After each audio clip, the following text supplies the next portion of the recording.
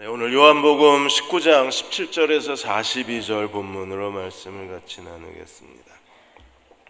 68세에 회사를 창업하신 분이 계십니다. 크레이그 벤터라는 분이신데, 이분이 휴먼 롱제비티 그 회사를 설립을 하셨는데, 지금 생명공학 분야에서 굉장히 주목하고 있는 회사 중에 하나입니다.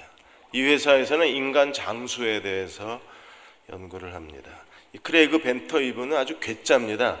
미국 정부가 인간 게놈 지도 연구를 시작했을 때 이분도 같이 시작을 하셔서 미국 정부가 인간 게놈 지도 발표할 때 2001년도에 이분도 인간 게놈 지도를 발표를 합니다. 이분이 인간 게놈 그 유전체에 굉장히 관심이 많은데, 그 이유가 인간의 유전자를 알아야 그래야 모든 질병을 예측하고 장수할 수 있다는 거예요. 현재 과학으로 인간의 유전자를 1%밖에 해석이 안 됐습니다. 우리 1% 해독했는데도 굉장히 놀라고 있잖아요. 아, 뱃살이 내 잘못이 아니라 유전자 잘못이다. 이게 1%, 그래서 미리 유전자를 보고 유방암도 예측하는 시대가 됐잖아요. 그런데 이 유전자 해석 능력을 5% 내지 10%만 늘리면 인간 수명에 완전한 거대한 변화가 일어난다는 거예요.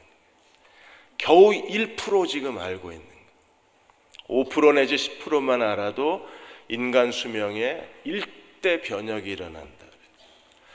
우리가 하나님의 사랑에 대해서 말하고 있는데, 우리는 하나님 사랑을 얼마나 알까요? 아마 하나님 사랑을 1%만 제대로 알아도 우리는 염려하거나 근심하고 살지 않을 거예요. 신앙이란 하나님 사랑으로 시작해서 하나님 사랑으로 완성이 되는 겁니다. 요한복음 3장 16절에 하나님이 세상을 이처럼 사랑하사 독생자를 주셨으니 이는 저를 믿는 자마다 멸망치 않고 영생을 얻게 하려 하심이라. 우리가 구원의 시작은 하나님의 사랑입니다. 그래서 하나님의 사랑으로 시작을 해서 그 신앙의 가장 큰 순종이 어딘가요? 마태복음 22장 34절에 40절까지 가장 크고 첫째 되는 계명이 뭡니까? 너희가 마음과 뜻과 힘과 목숨을 다해서 주 너희 하나님을 사랑하라. 이게 크고 첫째 되는 계명이요. 둘째는 이와 같으니 내 이웃을 내 몸과 같이 사랑하라. 그래서 그리스도인의 삶은 사랑으로 시작해서 사랑으로 완성이 되는 거예요. 요한일서 3장 16절에도 똑같은 말씀을 했습니다. 하나님이 우리를 사랑하시는 사랑을 우리가 알고 믿었노니. 그러니까 그리스도인이 된다는 것, 하나님의 자녀로 산다는 것, 그건 하나님의 사랑을 알고 믿어야 그리스도인이 되는 거예요.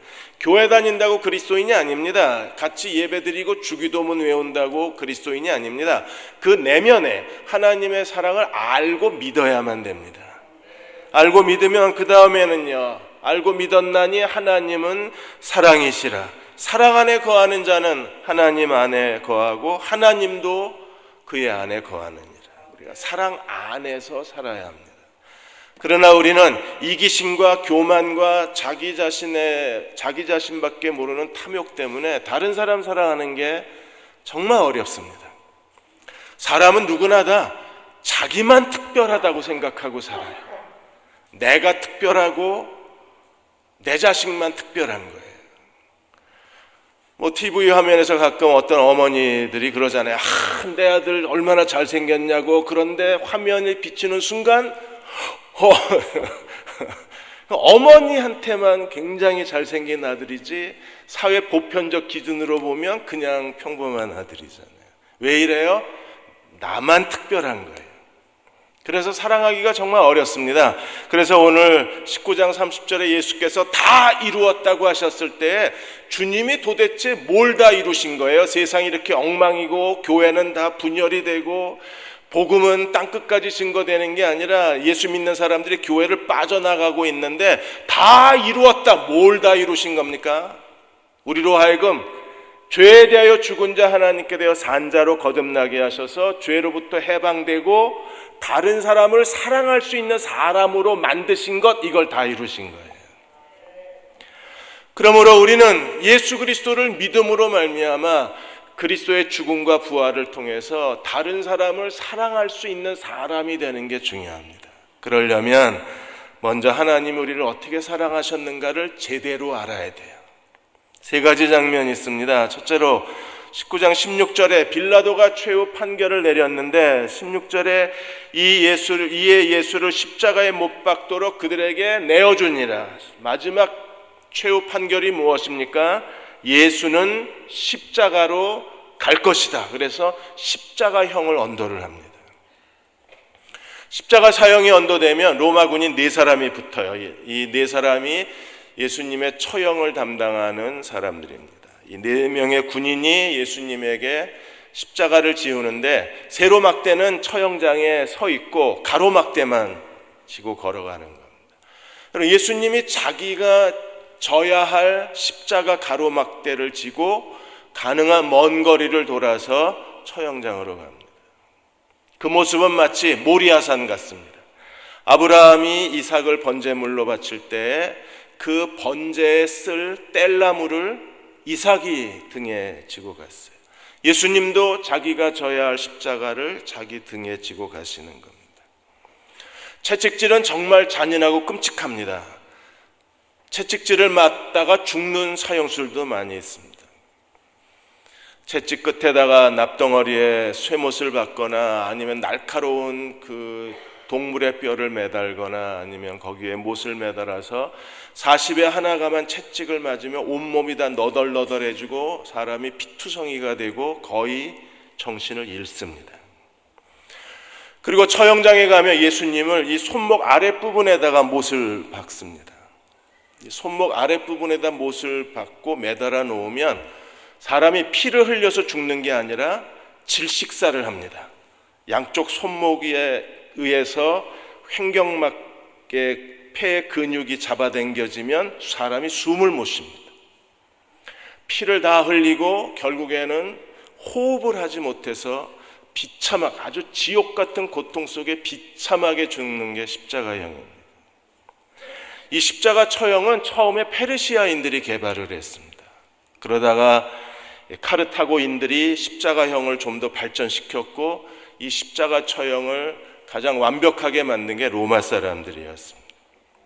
빌라도는 예수님의 십자가에다가 패를 달아놓았습니다. 19절에 빌라도가 패를 써서 십자가 위에 붙이니 나사렛 예수 유대인의 왕이라고 썼어요. 나사렛 예수 유대인의 왕. 이걸 히브리, 아람어, 그리고 헬라어, 라틴어로 이 글을 다 써놓고 지나가는 사람들이 다 이 죄수의 패를 읽게 만들었습니다.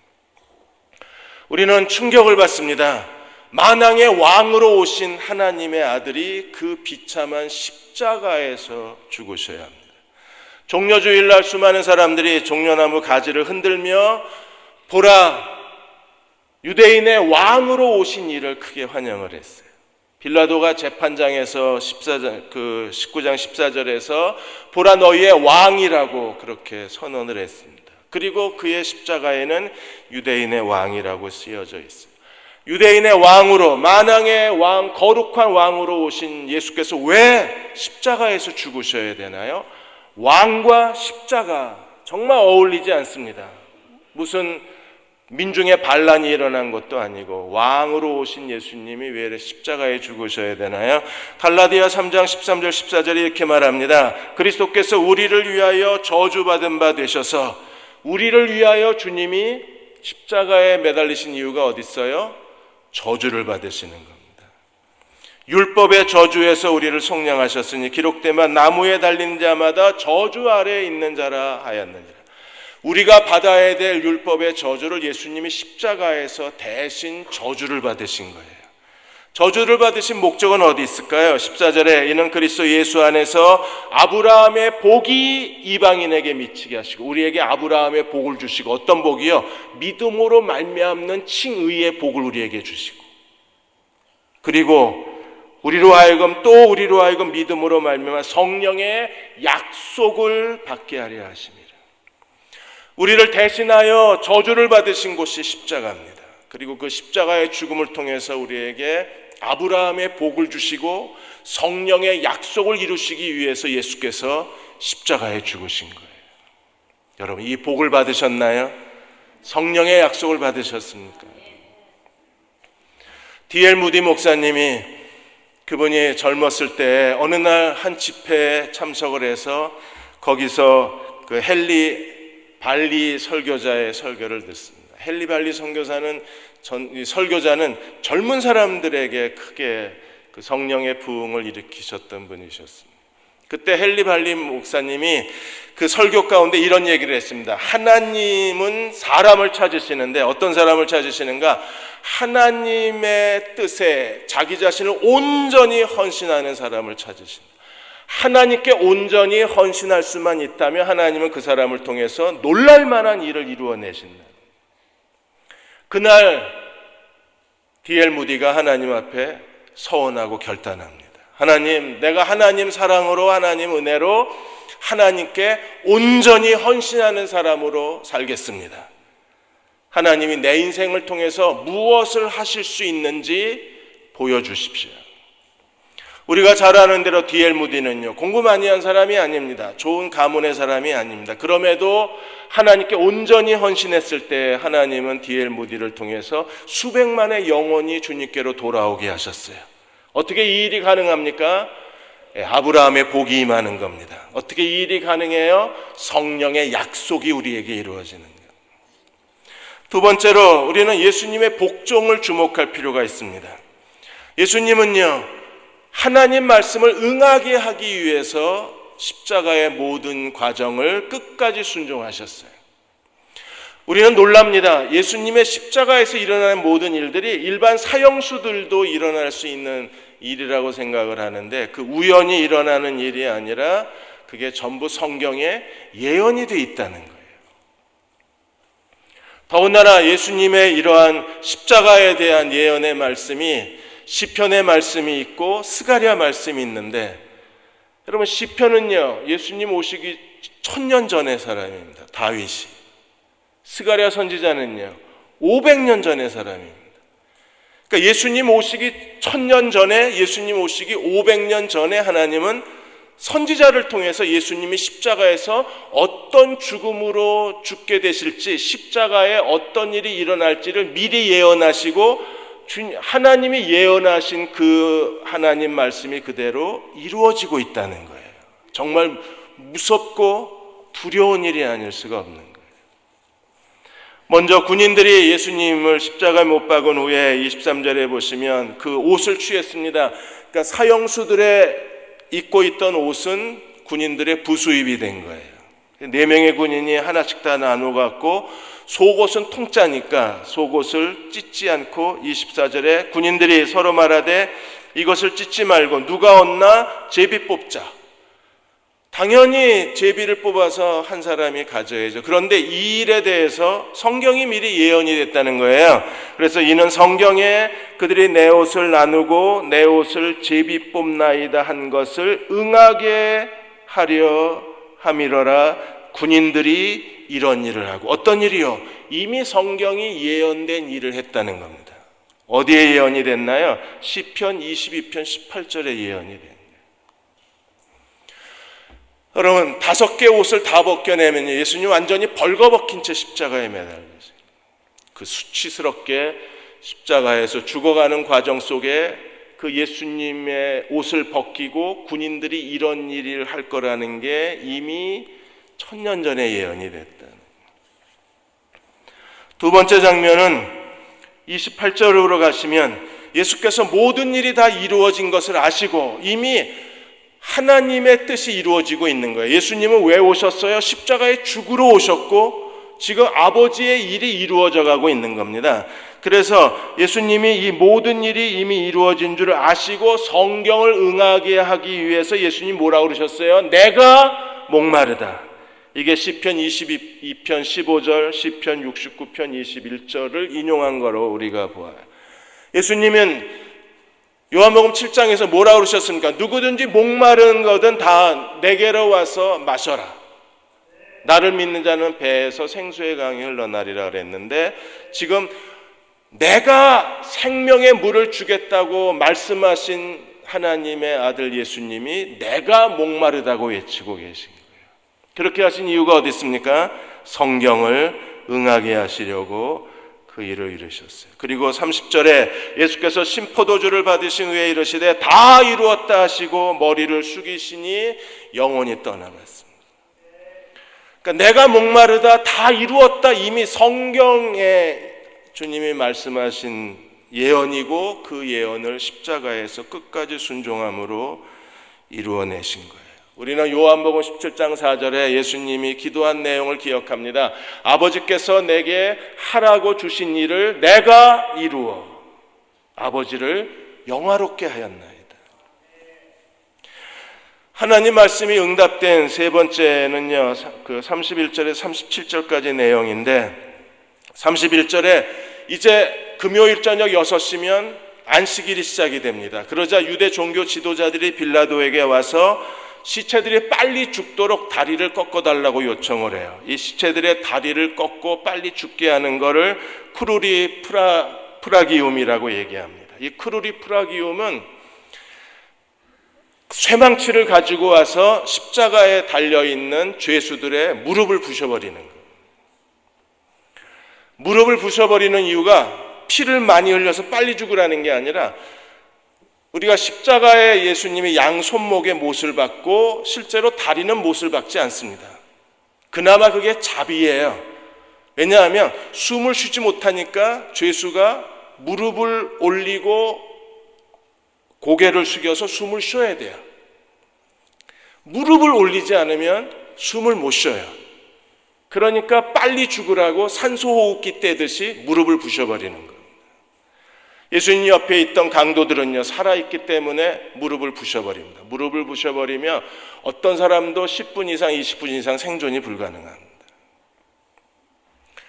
근데 예수님은요, 이미 죽었기 때문에 무릎을 부시지 않고 33절에 예수께 이르러서는 이미 죽으신 것을 보고 다리를 꺾지 아니하고 어떻게 했나요?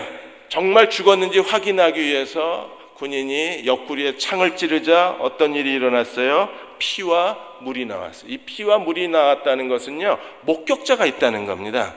누가 블랙박스를 찍은 거예요. 그래서 35절에 이를 본 자가 증언을 했다. 피와 물이 나온 걸.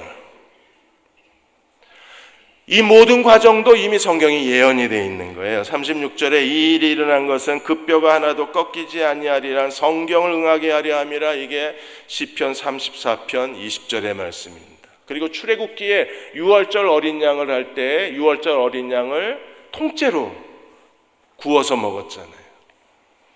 그러니까 하나님이 말씀하신 대로 이루어지고 있는 37절에도 피와 물이 나온 걸 목격한 것도 이미 다 예언이 된 거예요. 37절에 또 다른 성경에 그들이 그 찌른 자를 보리라, 스가랴 12장 10절의 말씀이 그대로 십자가에서 이루어진 겁니다. 여러분, 예수님은요, 철저하게 하나님 말씀에 복종을 하고 십자가에 왜 이렇게 자세하게 기록해 놓으시나요? 십자가에서 일어나는 모든 일들이 전부 하나님 말씀하신 대로 성취되고 있다는 겁니다. 요한복음 14장 31절에 예수님이 이렇게 복종하신 이유가 어디 있어요? 내가 아버지를 사랑하는 것과 아버지께서 명하신 대로 행하는 것을 너희로 알게 하려 함이라. 예수님은 정말 하나님을 사랑하셨어요. 그리고 하나님의 모든 말씀대로 순종하셨습니다. 그래서 하나님 말씀을 응하게 하기 위해서 내가 목마르다고 소리를 지르시고 제비 뽑고 옷이 나뉘어지고 그리고 옆구리에서 피와 물이 나오고 다리가 꺾이지 않는 것도 전부 하나님이 말씀하신 대로 이루어졌다는 거예요. 우리도 하나님을 사랑하면 하나님 말씀에 순종하는 종들이 되어야만 합니다. 알 존슨이라는 분이 캔사스에 사시는데 그분이 다른 친구 둘하고 은행을 털었어요. 캔사스 은행을 털고 다른 두 사람은 자동차를 몰고 도망가다가 추돌 사고가 일어나서 두 사람은 죽고, 이 사람은 이제 알 존슨은 도피를 했는데 은행 직원의 잘못된 신고로 인해서 엉뚱한 사람이 세 번째 범인으로 몰리고 이 사건이 끝나버렸어요. 그러니까 알 존슨은요, 정말 이제 자기는 평생 동안 자기가 말하지 않으면 자기가 은행 강도라는 사실을 아무도 모르는 거예요. 그러다 어느 날 크리스찬 여자를 만나서 결혼을 하고 그 여자를 따라서 가짜 크리스찬 노릇을 합니다. 그러다 어느 교회에서 하나님의 구원 계획이라는 책자를 누가 선물로 줘서 그 책을 읽다가 로마서 10장 13절을 깨달아요. 누구든지 주의 이름을 부르는 자는 구원을 얻으리라. 자기야말로 구원받아야 될 사람이 아닌가라는 생각이 드는 거예요. 왜냐하면 아내도 속이고 심지어 자기 자신을 속이고 사람들을 속이고 거짓 인생을 살고 있으니까. 그래서 그날 예수님 앞에 무릎을 꿇고 예수님을 개인의 구세주로 영접을 합니다. 그리고 거듭나요.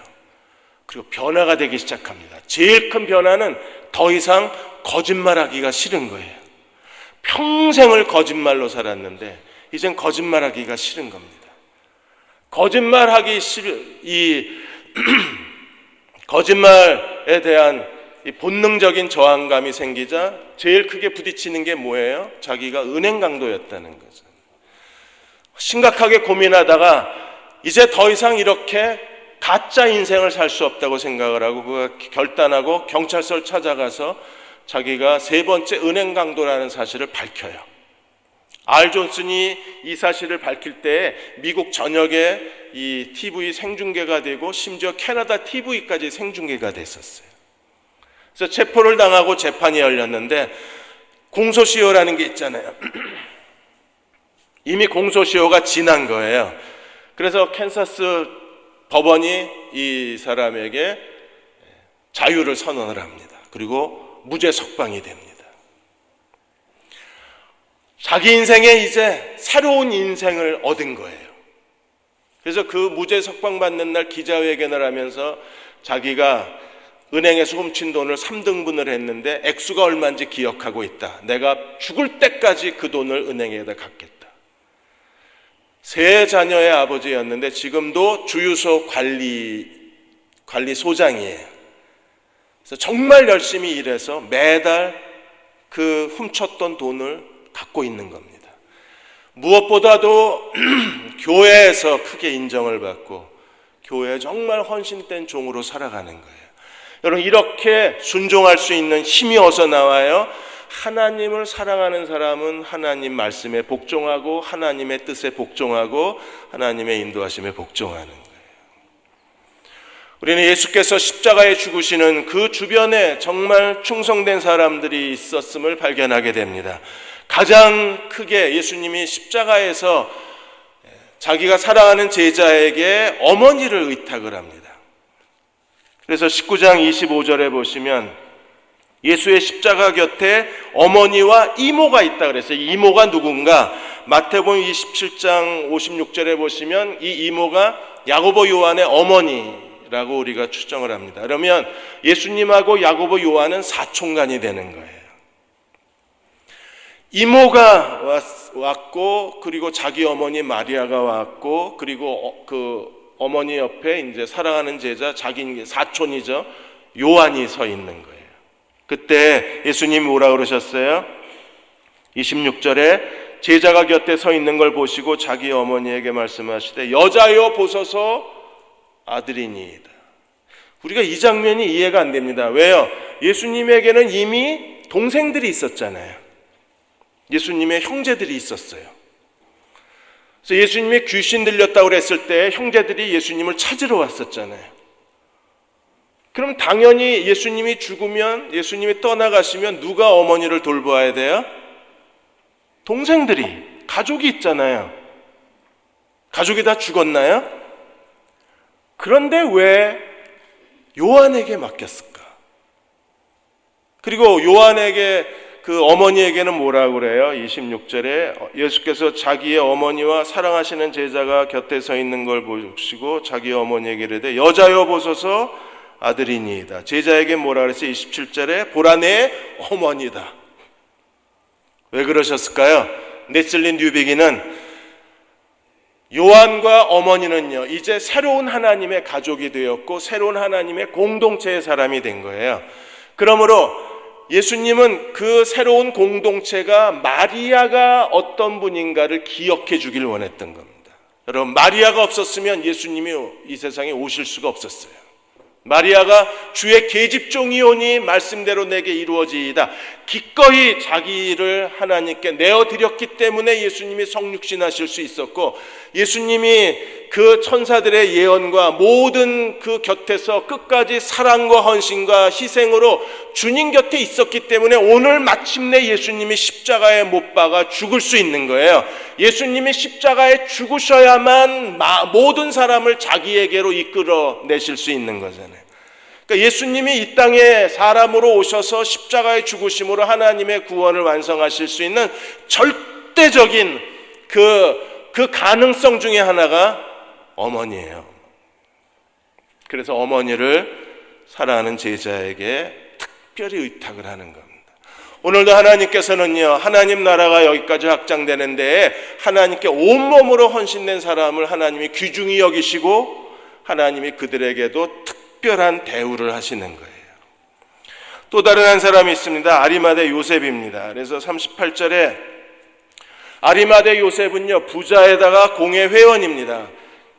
그러니까 유대인의 국회의원처럼 권세와 그리고 부를 가지고 있는 사람이었는데, 그 사람이 그동안에 예수님의 숨겨진 제자였었어요. 그런데 어떤 일이 벌어졌나요? 38절에 아리마대 사람 요셉은 예수의 제자이나 유대인이 두려워 그것을 숨기다가 지금까지 숨은 채로 예수님의 제자로 살다가 2일 후에 예수님이 십자가에 죽으신 후에 빌라도에게 예수의 시체를 가져가기를 구함에 빌라도가 허락을 했어요. 아니, 가족이 가져가야지 왜 아리마대 요셉이 빌라도에게 요청을 할까요? 여러분, 로마법에 의하면 로마의 재판을 받고 로마법으로 사형을 집행당한 사람은 로마의 재산이 됩니다. 그래서 가족이 못 가져가요. 친척도 못 가져갑니다. 로마 정부의 소유된 재산이기 때문에 로마가 그걸 가져다가 로마 정부의 소유의 땅에다가 이 시체를 매장을 해버려요. 그대로 만일에 내버려뒀으면요, 그 수많은 사형수들의 매장지에 공동묘지에 예수님이 그대로 파묻혔을 겁니다. 그런데 아리마대 요셉이 그 소유권을 가지고 있는 빌라도를 찾아가서 시체 양도권을 가져온 거예요. 아리마대 요셉이 없었으면요, 예수님이 그냥 공동묘지에 처박히는 거예요. 그런데 아리마대 요셉이 그 시체를 요청을 했기 때문에 예수님이 새 무덤에, 그 처형장 가까운 동산의 새 무덤에 장례를 치르실 수 있었어요. 그러니까 요셉이 정말 고마운 사람입니다. 이 사람이 자기를 커밍아웃 했기 때문에 아마 유대 사회에서 모든 직분을 뺏기고 재산을 몰수당하고 그의 가문이 유대 사회에서 추방당했을지도 몰라요. 근데 그런 심각한 손실을 감수하고 자기가 예수의 제자라는 걸 커밍아웃하고 예수님의 시체를 빌라도에게 자기가 양도해서 가져온 거예요. 유대 종교 지도자들이요, 얼마나 이 아리마대 요셉에게 분노했겠어요. 또 한 사람이 우리가 잘 아는 니고데모입니다. 니고데모는 어떻게 했나요? 39절에 일찍이 예수께 밤에 찾아왔던 니고데모가 몰약과 침향 섞은 것을 100리트라면요 한 35kg 정도 되는 겁니다. 일반 서민들은 그냥 부자 정도면 한 10kg에서 15kg 정도를 가지고 그 몰약과 알로에를 발라서 시체를 매장을 해요. 30kg가 넘어가는 것은요, 왕족만 그렇게 하는 겁니다. 그러니까 니고데모는 왕의 장례 때 사용되는 그만한 양을, 그 몰약과 알로에 향을 가지고 와서 예수님을 정중하게 장례를 치른 거예요. 그 정도 양을 준비하려면 아마 니고데모가 굉장히 큰 재산상의 손실이 있었을 겁니다. 그러니까 아리마대 요셉도 자기 가진 전부로 예수님을 섬기고 니고데모도 자기가 가진 전부로 예수님을 섬겼습니다. 왜 그랬을까요? 하나님의 사랑을 알았기 때문입니다. 여러분, 하나님의 사랑은요, 자기의 가진 가장 좋은 것을 우리에게 주셨잖아요. 그래서 에베소 5장 2절에 그리스도께서 너희를 사랑하신 것처럼 너희도 사랑 가운데 행하라. 그는 우리를 위하여 자기 자신을 어떻게 했어요? 향기로운 제물과 희생 제물로 하나님께 드리셨다 그랬잖아요. 로마서 8장 32절에 자기 아들을 아끼지 아니하시고 우리 모든 사람을 위하여 내어주신 이가 어찌 그 아들과 함께 모든 걸 우리에게 선물로 주지 아니하시겠느냐. 아들을 아끼지 아니하고 주신 하나님은 우리에게 지금도 아무것도 아끼지 아니하시고 우리에게 주시는 하나님이신 거예요. 이 하나님의 사랑을 깨달은 사람들은요, 끝까지 하나님의 사랑을 신뢰하고 삽니다. 하나님 사랑은 우리를 실망시키지 않기 때문에 그렇습니다. 이찬수 목사님의 보호하심이, 이찬수 목사님 책을 7월에 추천도서로 소개해드리려고 그러는데 그 책에서 아버지 얘기를 해요. 이찬수 목사님은 정말 그 순수하고 복음 열정과 그리고 교회의 성장이 많은 분들에게 큰 감동을 주는 목사님이시잖아요. 저도 그분을 참 좋아하는데, 이찬수 목사님의 아버님도 목사님이셨어요. 고신층 목사님이셨는데 교회를 개척하시고, 그리고 이제 교회 부흥을 위해서 40일 금식 기도를 들어가셨어요. 그러다 기도하시다가 17째 되는 날 갑자기 쓰러지시고 하나님의 부르심을 받습니다. 그러니까 이찬수 목사님이 충격을 받습니다. 자기를 위해서 금식 기도한 게 아니라 교회를 위해서, 교인들을 위해서, 교회가 성장하자고 목사님이 40일 금식 기도를 들어갔는데 하나님이 지켜주지 않으시고 아버지가 죽은 거예요. 그래서 아버지의 죽음에 대해서 이찬수 목사님은 하나님을 원망을 했습니다. 목사가 죽으면 교인들은 어떻게 하고, 아버지가 죽으면 우리는 어떻게 살고, 도대체 하나님이 왜 우리한테 이러실 수 있는가? 그랬는데 이찬수 목사님 어머님은 예수 믿고 구원받은 그날부터 지금까지 한 번도 하나님을 원망하지 않았다는 거예요. 어머니가 이해가 안 되는 겁니다. 엄마는 감정도 없나? 엄마는 생각도 없나?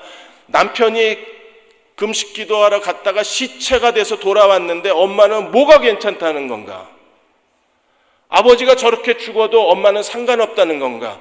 어머니가 정말 이해가 안 됐는데, 더 이해가 안 된 건 엄마가 이 막내 아들 이찬수 목사한테 계속 얘기하는 거예요. 네가 목사가 돼서 아버지가 못다한 일을 네가 해야 된다고.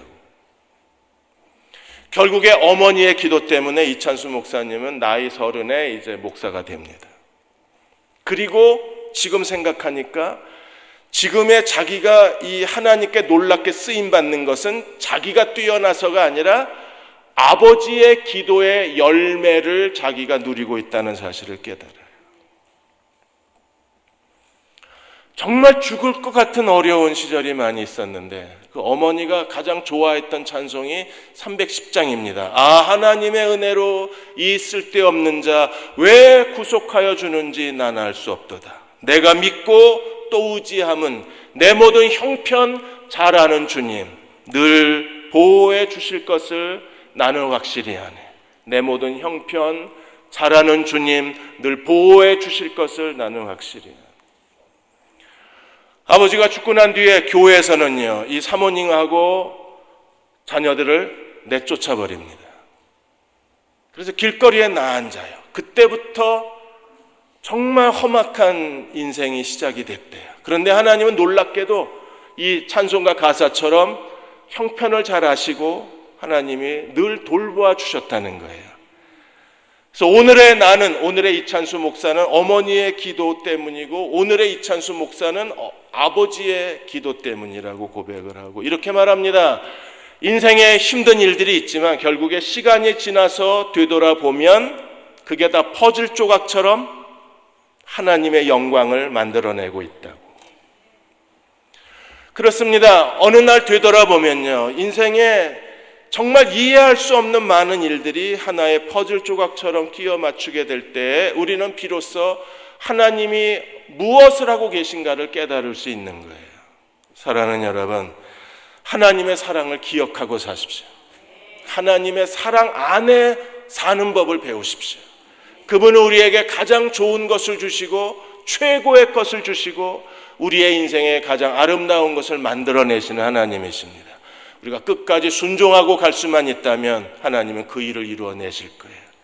그러한 하나님의 사랑을 끝까지 신뢰할 수 있는 저와 여러분 되시기를 주의 이름으로 축원합니다.